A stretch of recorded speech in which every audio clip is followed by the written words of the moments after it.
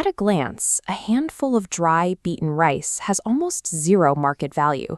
You can find it sweeping the bottom of any pantry. But pricing an object is simple. Measuring the weight of a gift is much harder. We have to decide if worth is dictated by a price tag or by a metric that the market cannot see. To find the answer, we look at an exchange between two extremes of the ancient world. On one side, the wealthiest king in the Dwapara Yuga. On the other, a Brahmin who lacked the means to put a single meal in front of his children. By tracing the journey of this specific handful of rice, we can see how a few borrowed grains changed the landscape of a life. Decades before this meeting, there was no gap between them.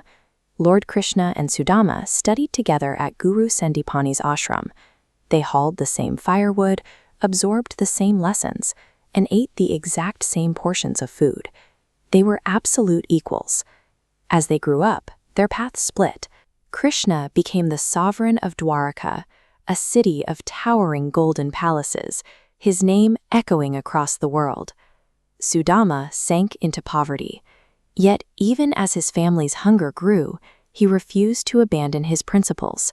He spent his days in prayer, keeping his mind fixed on the divine, while his household went without. When his wife, Sushila, finally suggested he visit his childhood friend, she had to go to her neighbors and beg for a tiny amount of dry beaten rice, Atukulu, just so her husband would not arrive empty-handed.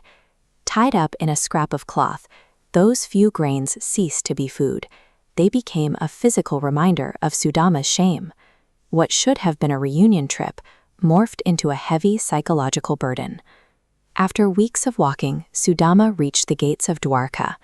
Standing barefoot in the shadow of massive golden walls, his hesitation set in. He was a beggar at the gates of a god-king, certain he would be turned away. But the moment his name reached the inner chambers, the king abandoned his throne. Krishna did not wait for the guards to clear the way. He sprinted straight to the gates. The royal court watched in silence as their king tightly embraced the ragged traveler. He led Sudama to his own seat and personally washed the dust from the man's feet, using the same water that would normally be reserved for gods. In that moment, the gold of the palace and the titles of the court were ignored. The king, seated on his cushions, cared only for his friend's comfort. The throne room had effectively become the simple forest floor of their childhood. Surrounded by silk and wealth, Sudama's internal conflict peaked. He instinctively tried to hide the torn, stained pouch of rice in the folds of his clothes, fearing it was too pathetic to show. Krishna noticed the movement. He reached out and snatched the little bundle, opening it with the excitement of a child receiving a rare treasure. By taking a handful of that dry rice and eating it with joy, Krishna validated the effort it took to bring it. He was accepting the love behind the gift, rather than the gift itself. He reached in for a second handful, but Queen Rukmini immediately stepped forward and caught his hand, stopping him before he could take another bite. She intervened because an exchange had already occurred. In this balance, a single grain of rice offered in total devotion outweighs everything the physical world provides. Its market price is irrelevant. The purity of intention determines its true weight. The next morning, Sudama prepared to leave. He never asked for help, and Krishna offered no gold. To any observer, the visit had been a failure. As he walked home, Sudama felt no disappointment. He was returning to a hungry family with nothing in his pockets, yet he felt lighter than he had in years. The fulfillment of being seen and respected by his friend had eclipsed his material desperation. For Sudama, the love shown at the palace was enough. Genuine connection does not require a request. True friends, and the divine, do not need to be told what is missing.